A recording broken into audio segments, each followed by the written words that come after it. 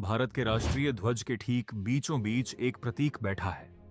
हर दिन, हर सरकारी इमारत पर, हर पासपोर्ट पर, दुनिया के सबसे अधिक जनसंख्या वाले देश के हर आधिकारिक दस्तावेज पर। और ज्यादातर लोगों को पता ही नहीं है कि इसका मतलब क्या है। इसे अशोक चक्र कहते हैं। 24 आरों वाला एक पहिया। और इसकी कहानी 2000 साल से भी पुरानी है। एक ऐसे शक्तिशाली सम्राट की कहानी, एक ऐसे युद्ध क्षेत्र की कहानी जो इतना भयानक था कि उसने उस सम्राट को पूरी तरह तोड़ दिया।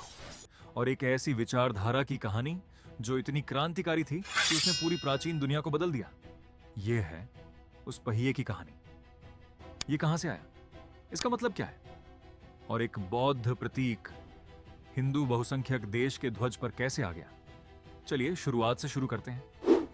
लगभग 304 ईसा पूर्व मौर्य वंश में एक बच्चे का जन्म हुआ प्राचीन भारत में।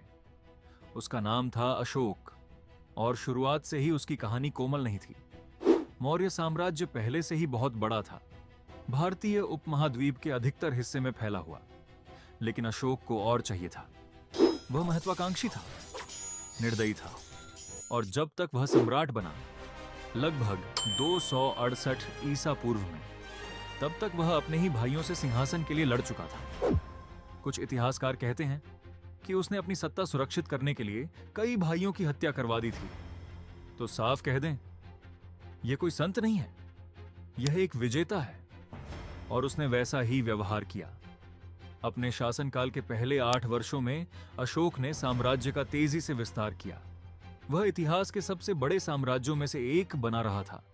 अपने चरम पर यह साम्राज्य आज के भारत, पाकिस्तान, अफगानिस्तान, बांग्लादेश और ईरान के कुछ हिस्सों तक फैला था। वह जीत रहा था, वह शक्तिशाली था, वह वैसा ही था जैसा एक प्राचीन सम्राट को होना चाहिए। और फिर आया कलिंग। 261 ईसा पूर्व में अशोक ने कलिंग राज्य के विरुद्ध एक सैन्य अभियान छेड़ा। यह क्षेत्र भारत के पूर्वी तट पर था, जो आज का आधुनिक राज्य ओडिशा है। कलिंग का युद्ध विनाशकारी था।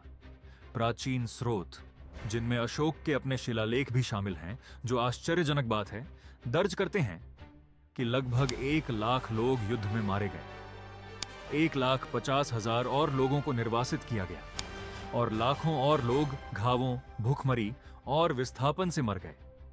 ये अशोक के अपने आंकड़े हैं। पूरे साम्राज्य में पत्थर के स्तंभों पर लिखे गए। उसने इसे छुपाया नहीं, उसने इसे दर्ज किया।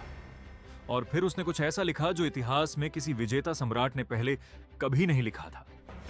उसने लिखा कि उसे शोक हुआ, गहरा, विनाशकारी शोक, कि कलिंग के मृतकों और पीड़ितों को देखकर उसे व्यक्तिगत रूप से जिम्मेदार महसूस हुआ, कि विजय ने उसे गौरव नहीं बल्कि दुख दिया।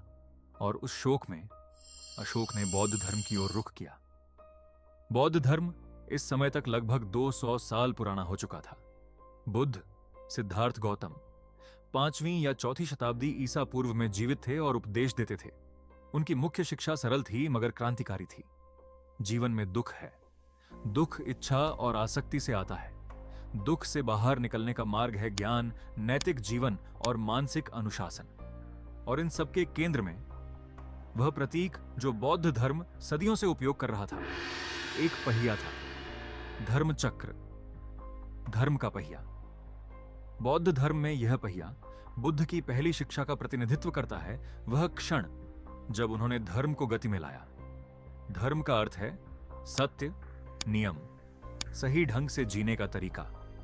जब बुद्ध ने अपना पहला उपदेश सारनाथ के हिरण उद्यान में दिया, अपने ज्ञानोदय के बाद, उस क्षण को धर्म चक्र प्रवर्तन कहा गया।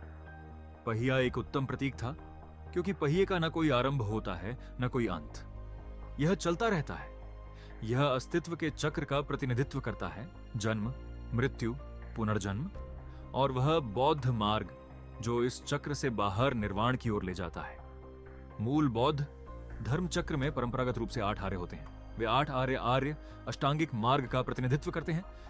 बुद्ध की मुख्य शिक्षा कि कैसे जीना चाहिए: सम्यक दृष्टि, सम्यक संकल्प, सम्यक वाणी, सम्यक कर्म, सम्यक आजीविका, सम्यक प्रयास, सम्यक स्मृति, सम्यक समाधि। 8 आर्य, 8 अभ्यास, एक पहिया, दुख से बाहर निकलने का एक मार्ग।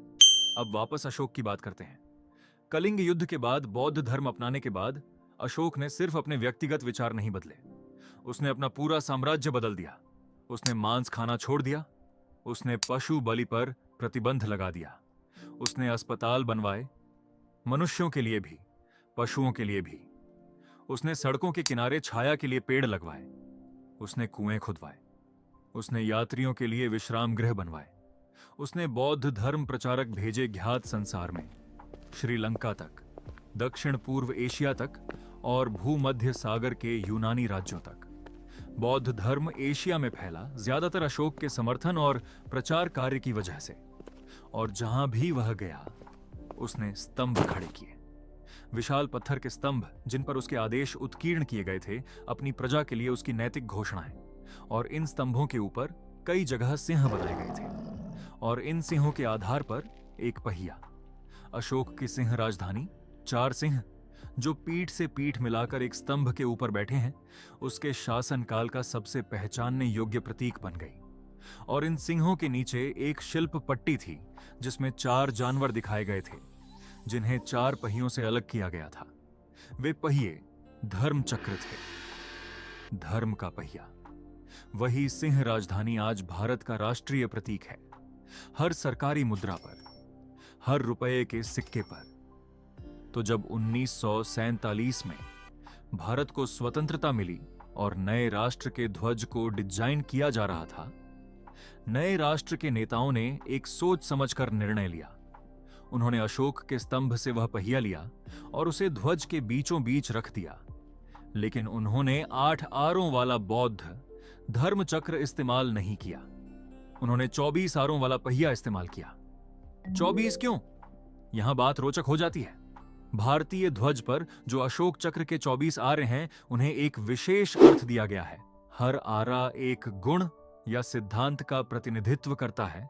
सब मिलकर धर्मपूर्ण जीवन की एक संपूर्ण विचारधारा बनाते हैं। वे 24 आर्य प्रतिनिधित्व करते हैं: प्रेम, साहस, सहनशीलता, शांति, उदारता, भलाई, निष्ठा, कोमलता, निस्वार्थता, आत्मनियंत्रण, आत्म बलिदान, सत्यता, धर्मपरायणता, न्याय, दया, शिष्टता, विनम्रता, सहानुभूति, लेकिन करुणा, आध्यात्मिक ज्ञान, नैतिक मूल्य, आध्यात्मिक बुद्धि, ईश्वर का भय, विश्वास या श्रद्धा। 24 गुण, 24 आर्य, एक पहिया। विचार यह है कि एक राष्ट्र एक पहिए की तरह तभी आगे बढ़ता है जब ये सभी गुण साथ मिलकर काम करते हैं। एक आरा हटा दो, पहिया कमजोर हो जाता है। कई आरे हटा दो, पहिया पूरी तरह टूट जाता है। इन 24 आरों की एक दूसरी व्याख्या भी है जो सीधे बौद्ध धर्म से जुड़ती है।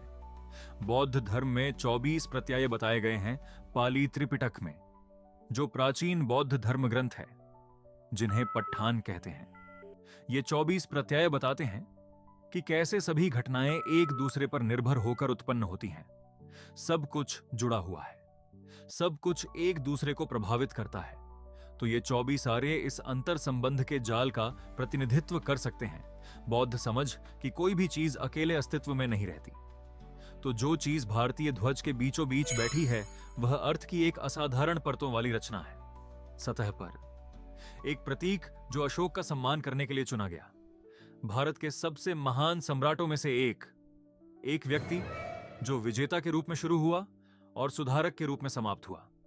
उसके नीचे एक बौद्ध प्रतीक, धर्म का पहिया, जो सत्य का, सही मार्ग का, ज्ञान को संसार में लाने का प्रतिनिधित्व करता है। और उससे भी नीचे एक विचारधारा कि एक राष्ट्र को एक व्यक्ति की तरह अपने सभी गुणों को साथ मिलकर काम करने की जरूरत है, कि धर्म के बिना गति केवल घूमना है, कि सच्ची प्रगति एक सच्चे पहिए की तरह संतुलन की मांग करती है। भारतीय ध्वज सिर्फ एक ध्वज नहीं है, यह एक तर्क है। 2300 साल पुराना यह तर्क कि नैतिकता के बिना शक्ति सब कुछ नष्ट कर देती है, शक्तिशाली लोगों को भी। अशोक ने यह सीखा कलिंग के युद्ध क्षेत्र में, बुद्ध ने यह सिखाया सारनाथ के हिरण उद्यान में, और किसी तरह उन दोनों के विचार भारतीय ध्वज के बीचों बीच साथ में घूमने लगे दुनिया के सबसे बड़े लोकतंत्र के केंद्र में। अगली बार जब तुम भारतीय ध्वज देखो, उस पहिए को देखना, चाहो तो आरे गिनना, सारे 24।